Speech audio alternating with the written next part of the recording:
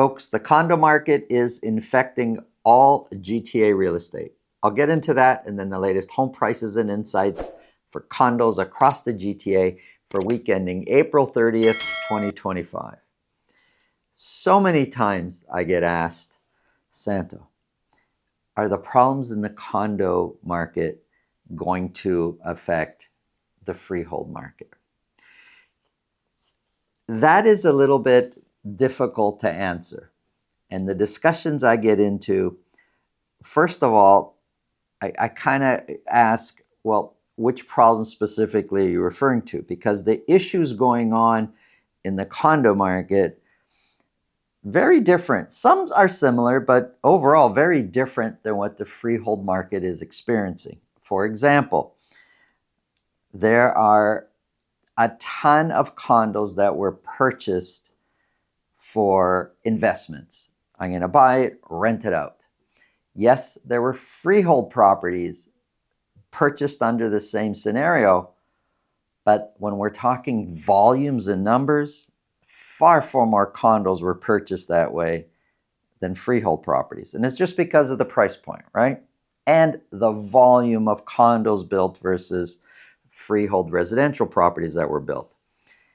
And fast forward to today, there's a ton of condos sitting for sale that were these investor type purchases that are now on the market, and they're small. They're super small. And the buyer, the majority of the buyers today, the vast majority are end users, and they don't find these small condos appealing. That's different than the freehold market. For sure, there's going to be freehold properties that are smaller than what the buyer wants to buy, but it's just not the same. Also, the majority of freehold buyers are end users, but their choices often is a little bit different than, oh, this house is too small. There's a different aspect going on there. A lot has to do with affordability. But there is one aspect of what's happening in the condo market that will infect, that is affecting the freehold market. I'll start off with the freehold market. There's somebody that owns an entry-level freehold property that is going to, or is outgrowing it, and is thinking of selling their property and buying a larger freehold property. And there's people in that category that own these, we'll call it second size up freehold properties, that are going to go on and buy a larger one because they've outgrown theirs. And that's just the normal evolution of home ownership and family sizes, and you need something bigger and you move on. Well, it all starts from that entry-level home. There's a percentage of those new homeowners that own a condo, and they're outgrowing their condo. Condos for many people is the start of their real estate journey. They buy a condo. That's their entry into the real estate market. That's their entry into home ownership. And so they'll buy this condo. And as things change in their life, maybe their family size, for example, they're going to sell their condo and buy an entry-level freehold. And then they're going to get into the process over the coming years. Well, it's that I'm going to sell my condo scenario and buy a freehold that is slowing everything down right now. There are other factors and other reasons why the market is so slow these days versus previous years. But this is a factor. The fact that the person that's going to sell their condo is having a difficult time selling. They may not sell. And if they sell at the price that the market is actually going to pay for their condo, they may not be able to afford to get into that entry-level freehold property. That's how the condo market and the situations that the condo market is experiencing is really going to affect the freehold market. It's that transition. That person selling the entry-level freehold property to get into the next one, they can't, or having a more difficult time than usual in selling. Again, for sure, many aspects, the economy, we can get into all the different scenarios. That's not what I'm talking about here.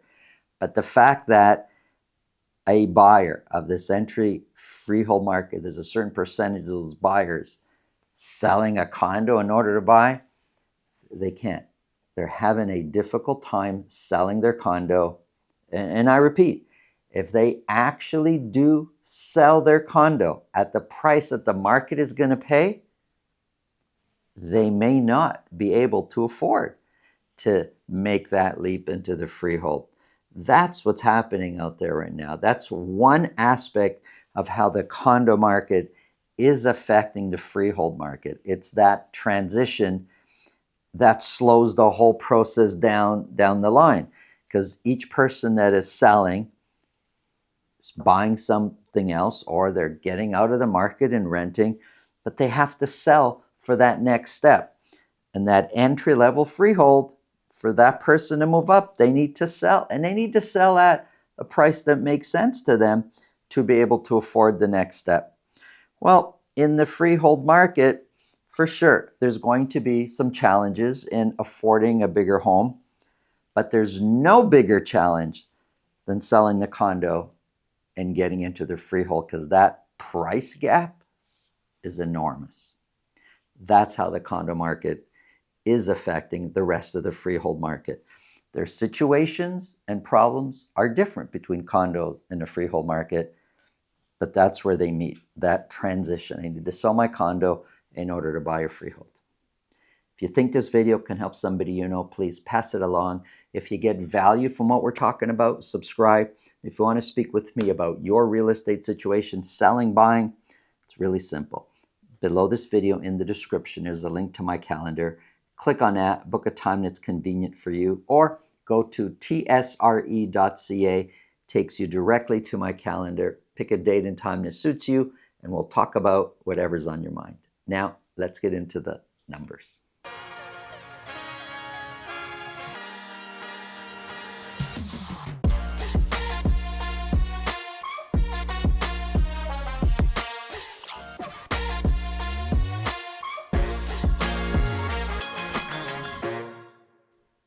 Folks, as long as the Leafs are in the playoffs, I'm wearing this. Go Leafs, go. At the end of this video, there's 2 condos we want to bring to your attention. The links will be on the screen. Click on the links, have a look. Here we go. We're going to be talking about condos. Specifically, we're going to break down sales and prices for condos in the city of Toronto, condos in York region, and condos in Peel region. The difference in average sold price between the lower price, which is Peel region condos, and the higher price, which is City of Toronto condos, $182,000. We're going to start off with the City of Toronto. For a week ending April 30th, 178 condo apartments were sold. 25 of those were at $1 million or more. Now, sales jumped up quite a bit from the previous week. Now, the previous week was Easter weekend. We normally see a dip in sales every time there's a long weekend, but sales generally have been trending downwards before this week when it comes to condo sales. So they did jump up to 178 condos. Average sold price, $720,000. Overall, it seems average sold price of condos has been trending up. When you dig deeper into the numbers, a big factor that kind of looks like average prices are trending up for condos is the fact that most of the condo buyers, the high percentage, are end users, and they're not buying these much smaller, really small one-bedroom condos. They're looking for something with a larger square footage. It could still be a one-bedroom condo, but a larger one-bedroom condo. And so those cost a little bit more. And overall, as condo buyers are starting to get maybe back into the market and looking to buy, they tend to buy a little bit larger condo, something that they're comfortable living in, which costs a bit more, which gives the impression that prices may be trending upwards. If I break down the prices, one-bedroom condos, the average sold price is $570,000. Two-bedroom condos, average sold price, and that's just for this week, $854,000. The difference between the average one-bedroom versus the average two-bedroom is $284,000. It's approaching $300,000. That's a big difference. Most of that has to do with square footage. Compared to last year, $720,000 is 2% lower year over year. The median price of $592,000 is 9% lower. Now the median price looks like, and I'm looking at the dotted line, the 4-week moving average, kind of looks like, if we just focused on median price, it's kind of showing that prices are trending down slightly, whereas the dotted line for the 4-week, the 4-week moving average for average prices kind of shows that prices may be trending up slightly. There's a difference between average price and median price and the kind of data and information that you get from that. 178 were sold, only 19% sold at list price or more. 816 condo apartments were listed. Active listings, although from 1 week, from the previous week to now, it did drop. Overall, active listings has been trending upwards, and months of inventory has been climbing. But this week, because sales jumped up, average months of inventory came down a little bit to 7.5 months of inventory. Still pretty much a buyer's market. That's the whole city. If we break the city of Toronto down into 9 different sections, and we're saying the whole city is 7.5 months of inventory, East York, Riverdale Beaches is 3.5. All the other areas are in a buyer's market category. We say between 3 months of inventory to 5 months of inventory is more of a balanced market. Well, that's East York, Riverdale Beaches, 3.5 months of inventory. Anything more than 5 months of inventory is a buyer's market. That's every other area. Here's York Region condos. For week ending April 30th, 35 condos sold. 1 was at $1 million or more. Overall, I would say sales somewhat are trending downwards. Average sold price looks like also trending downwards over the last 4, 5, 6 weeks. Average sold price for week ending April 30th is $649,000. $649 is 11% lower than where the average sold price was a year ago. The median price of $620 is 7% lower. Average sold price trending down slightly. Median price is a bit more flat. 35 were sold, 14% sold at list price or more. Active listings trending upwards.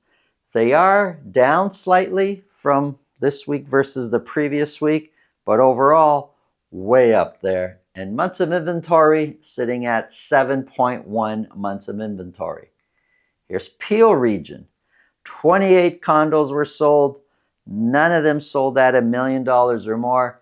And 28, it's kind of flat. We haven't really seen a big change one way or another with a trend. The trend line is pretty flat when we're looking at sales for Peel Region. If you think about it, of the hundreds and hundreds of condos for sale, and I'll let you know shortly how many are actually for sale, it's only 28 selling in a week across Peel Region. If you just think of the Square One area in Mississauga, the hundreds of condos out there, only 28 are selling in a week. Average sold price, it's $538,000. It is up from the previous week, but overall trending down for several months now. Compared to last year, 538 is 10% lower. The median price is 6% lower. Both median price and average price trending down. And 28 we said were sold. A quarter of those, 25%, sold at list price or more. Listings, 158 condos were listed. So 28 sold, but in the same week, 158 were listed. There's 1,031 available for sale. Hundreds and hundreds. In fact, 1,031 are for sale. Months of inventory sitting at 8.5 months of inventory. Here's a quick summary. Buyer's market, that's what you're going to experience. That doesn't mean there could be some condos that have multiple offers. That doesn't mean that you may be, you're never going to compete. You're the only buyer who wants to buy that one condo. You could be in a situation of competition, but the majority are sitting out there, and it is very much a buyer's market, which tends to bring prices down. Thanks for watching. Now check out the 2 condos I want to bring to your attention. The links will be on the screen. Go Leafs go. Have an awesome day.